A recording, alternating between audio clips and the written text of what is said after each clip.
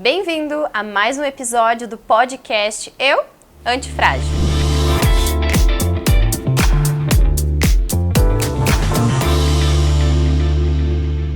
E hoje nós vamos conversar sobre ansiedade, como lidar com ela. E eu tenho a alegria e a honra de ter aqui comigo hoje a doutora Marcela Junqueira, especialista em psiquiatria. Bem-vinda, Marcela. Olá, bem-vinda. Fiquei muito feliz com o convite, viu? Que bom. E hoje a gente vai conversar sobre ansiedade. O que é ansiedade? A ansiedade é a mesma coisa que o medo, né? O medo, ele é normal para qualquer ser humano, então eu costumo dizer para todo mundo até que ponto sua ansiedade atrapalha.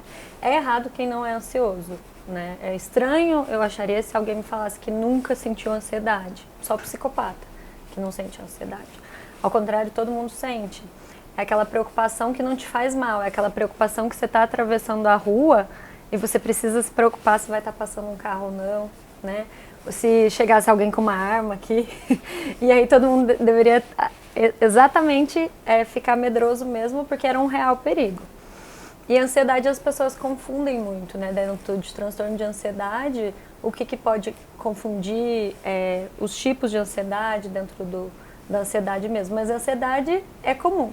Ela é do ser humano. Ela é do ser humano, exatamente. E quando que ela deixa de ser natural e passa a ser patológica, doentia? Exatamente. Ela passa a ser doença a partir do momento que o paciente, que a pessoa que me procura ou que sente os sintomas, começa a não fazer as coisas que fazia antes. Então, assim, são sintomas muito normais, aquele pensamento excessivo, a preocupação se tornar tão excessiva que a pessoa não consegue relaxar, né? Irritabilidade, a pessoa já está irritada o tempo todo, qualquer coisinha, um fiozinho vira um nervosismo, isso no transtorno de ansiedade generalizada, né? A alteração de sono, aquela pessoa que dorme, que tenta dormir, o primeiro sono, ele fica com aquela insônia primária. Ela começa a falar, gente, eu tenho que, e se eu tenho que fazer, né? Aquela antecipação, aquela preocupação antecipatória. Isso é muito importante. E a ansiedade? A gente precisa lidar com ela. E tem pessoas que realmente não conseguem, acabam ficando extremamente nervosas. Isso vai gerando problemas mais graves. Ela pode ocasionar uma síndrome do pânico ou não? Pode, com certeza. A gente tem que pensar primeiro que a ansiedade, é o que eu falei, a ansiedade é comum sentir. O que não é comum? Os transtornos de ansiedade, que são o transtorno de ansiedade generalizada, o transtorno do pânico, a fobia social, aquela pessoa que jamais falaria na frente de uma câmera, que jamais conseguiria, então ela paralisa. É onde o medo paralisa a pessoa, né? Existe o transtorno de ansiedade, por exemplo, o TEPT, que é um transtorno de estresse pós-traumático, a pessoa passou por algo muito absurdo, catástrofes, né? E depois ela vai ficar lembrando disso toda hora, então ela tem motivo para estar... A gente tem a parte do cérebro que chama amígdala, né? Não é a amígdala da garganta, é a amígdala do cérebro, e ela fica hiperestimulada. Fica pulsando ali. Fica pulsando, então é muito comum um paciente que não tratou ansiedade, que deixou passar e que já era patológico, ter depressão após 5, 10 anos. Então, uma ansiedade não tratada corretamente, ela pode levar a depressão e a transtornos sérios. Aí é o que eu te falei, cada um é específico. Então, a fobia social, a pessoa não vai falar na frente de todo mundo, trava, vai paralisar.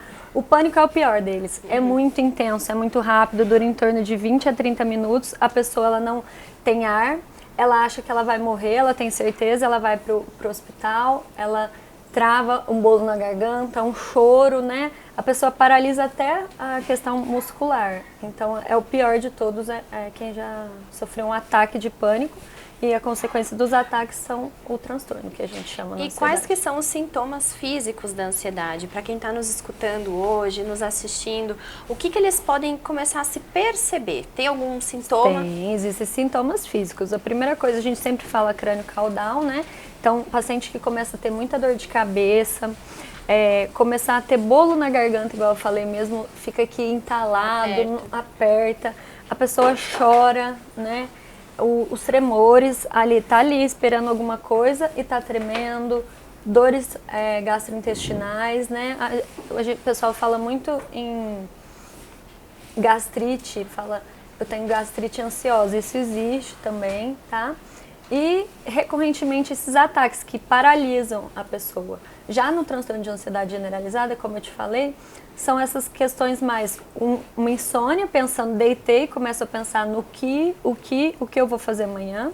Né? O que me aconteceu hoje, o que eu tô me passando. aconteceu, o que é aquela pessoa que tá ali, ela fica com um alarme disparado o tempo todo. E a irritabilidade e a preocupação excessiva com tudo. Às vezes nem é aquilo, você tá transformando um monstrinho em um monstrão. Agora, você me falar, vai fazer uma apresentação, primeiro dia de trabalho, primeiro dia de aula, vai ter um encontro importante, isso é normal, o ser humano. Normal. Estranho seria se a gente não sentisse, é igual eu te falei. E como que a gente pode lidar no dia a dia com essa situação, com a ansiedade? Que ela está presente em todo mundo, em graus diferentes, mas como que a gente pode se perceber? Tem alguma coisa que a gente possa fazer por a gente mesmo? Antes de procurar uma ajuda médica ou de um psicólogo, até mesmo um psiquiatra, algo que a gente diga pra gente ou alguma respiração? Sim, a gente chama de respiração diafragmática, né? Onde inspira e solta. O mesmo usar gelo, né? Coisas antigas que sofrem, porque a gente não pode deixar o cérebro hiperventilar. Então, se você avisar o seu cérebro que você está ansioso, sua respiração vai ficar ofegante, né? Então, essa respiração diafragmática, né? A questão de meditação, diminuir o consumo de café, de bebidas alcoólicas, de cigarro, dormir bem, tentar fazer a higiene do sono. Eu sempre entro em higiene do sono com os meus pacientes, porque às vezes a pessoa fala, eu sou ansiosa, mas não faz nada certo. Então, o hábito de exercício físico, de se alimentar bem, né? Por exemplo, folhas escuras que são ricas em magnésio, um chá de camomila, um suco de maracujá, isso tudo ajuda, é muito aliado do paciente ansioso. Para realmente se acalmar, se conectar consigo então, mesmo. A gente faz isso primeiro, igual a meditação, né? A gente tenta isso de forma... O exercício físico também, não se exercitar à noite, por exemplo, ajuda muito. Deixa muito ativo. Deixa muito ativo. Então, o paciente já é hiperestimulado. Então, a gente tem que tentar acalmar. E a concentração. Para o ansioso, é muito difícil ele viver no aqui e no agora. Ele está sempre pensando. Então, o presente é muito difícil para o ansioso. Tem que trabalhar realmente esse psicológico, trabalhar todo o corpo e se conhecer. Como tu disse agora, em relação à atividade física noturna, que pode aumentar a ansiedade, pode ser que tenha alguém nos escutando hoje e realmente se sente ansioso no final do dia e faz atividade à noite. De repente é interessante, então, conversar com o seu médico. Diminuir o café, né? E trabalhando isso consigo mesmo para trazer bem-estar, né, para sua vida. Com certeza. A meditação também, a meditação nada mais é do que você conseguir estar ali no momento, né? E se manter nesse momento. E é igual a gente fala, autoconhecimento, né? Quando a gente adquire autoconhecimento, a gente começa a ser grato por muita coisa. E essa gratidão, ela melhora até os sintomas ansiosos. Com certeza. Também. E teria alguma ansiedade boa, ansiedade positiva no nosso dia a dia? Porque a ansiedade, ela é falada como algo cruel, horrível, horrendo, né? Como se fosse a pior coisa do mundo. Eu sou ansioso. Mas tem um lado positivo da ansiedade, né? Com certeza, existe sim, é o que eu te falei. A ansiedade boa é a ansiedade normal de qualquer ser humano. Então, você vai começar alguma coisa pela primeira vez, é normal que você fique ansioso e que isso esteja no seu cotidiano. Então, assim, é muito vago quando alguém te fala, você é ansioso, né? Todo mundo é ansioso, todo mundo tem sintomas ansiosos. Ansiedade boa é aquela que a pessoa sabe que vai passar e aquilo não incapacita ela no dia a dia. Ela não está paralisada devido à ansiedade. Tá curtindo. Tá curtindo. Vai tomar um café com uma amiga que não vê há muito tempo. Exato. Dá aquela ansiedade, a roupa que eu vou usar, a hora que eu vou sair. Se preparar. É diferente. É uma ansiedade gostosa de viver. Exatamente. E agora, se tivesse alguém bem ansioso nos ouvindo, que fez essa respiração, tomou esse chazinho. Usou gelo na nuca. Usou gelo na nuca. E continua tendo esse sintoma. O que ele deveria fazer? Eu sempre falo que a avaliação é muito individual, então ele tem que procurar sim o seu médico de confiança. Pode passar tanto com médico ou com psicólogo para essas primeiras os sintomas, que a gente tem critérios diagnósticos, porque eu te falei, dentro de cada ansiedade é muito específica, né? O pânico vai ser uma coisa, a fobia vai ser outra, o TEPT vai ser outra, a TAG vai ser um, então cada um vai precisar mexer numa questão de neuroquímica cerebral. Então aí que a gente entra com a medicação, quando as coisas não deram mais certo. Deram mais certo. E hoje a gente ainda vive numa sociedade em que é um pouco de tabu ir ao médico psiquiatra. Não é médico de doido, viu? Falar sobre as doenças da mente, do corpo, tudo isso ainda é um tabu. As pessoas falam realmente isso que tu se referiu. É médico de doido. O que a gente poderia dizer hoje para a sociedade que está nos escutando, para as pessoas desmistificar um pouco, porque realmente é um médico totalmente preparado para acolher esse paciente que tem diversas queixas, seja ansiedade, depressão, alguma alteração psicológica, né? Psicoquímica. Como é que a gente pode realmente desmistificar essa profissão que é tão louvável? Eu falo, primeiro marque a primeira consulta, agende, é 1 hora de consulta. Então, assim, eu vou saber desde o seu nascimento até os dias de hoje. Eu não quero saber o que você está sentindo agora, eu quero saber 2 a 3 anos atrás. E é aquela questão, o paciente ele tem que ser visto como um todo. Então, gente, o que tem no médico psiquiatra? Todo mundo vai no ortopedista, no cardiologista. Eu falo, todo mundo fala orgulho da Nutri, orgulho de não sei quem. Ninguém quer ser orgulho do psiquiatra, mas não é todo paciente que vai chegar no consultório que vai ser medicado.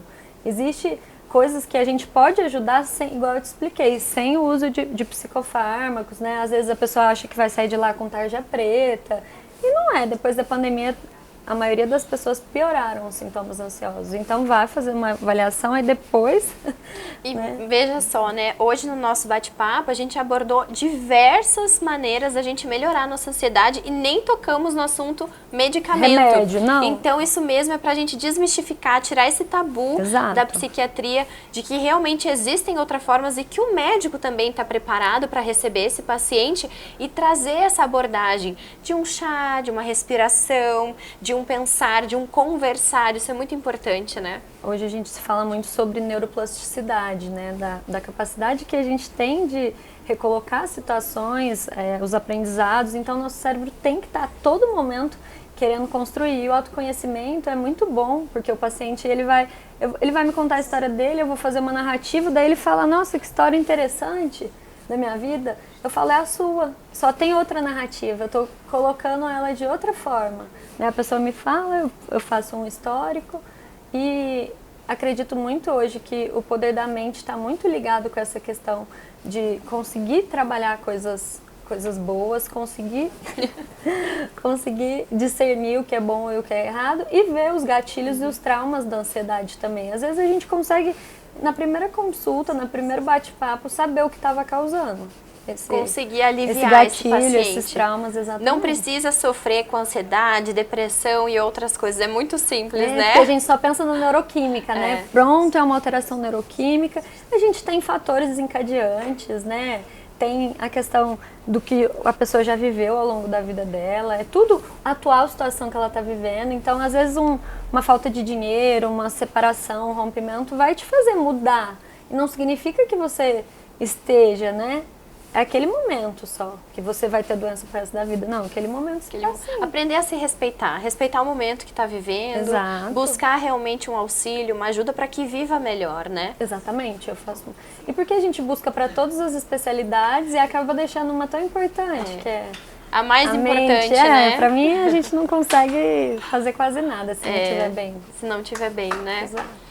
E se a gente pudesse deixar uma mensagem hoje para quem está nos escutando, nos ouvindo, o que você diria?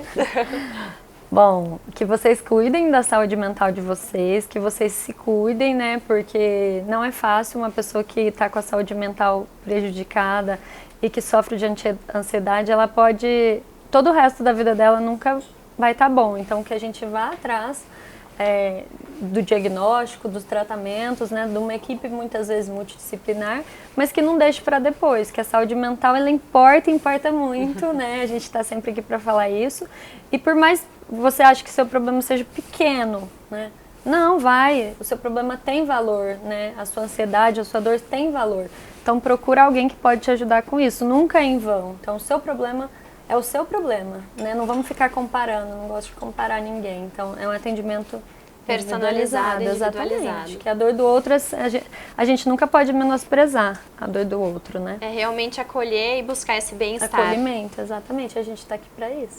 Muito obrigada, Marcela, pelo nosso bate-papo hoje. Espero que você tenha gostado. Gostei Espero que muito. o pessoal que está em casa também nos escutando, nos ouvindo, tenha gostado. Procure cuidar da sua saúde mental também, sem tabus. E que aproveite, sem medo, e que aproveite esse bate-papo para cuidar mais de si mesmo. Exatamente. Então, até mais. Desperte também o seu eu antifrágil.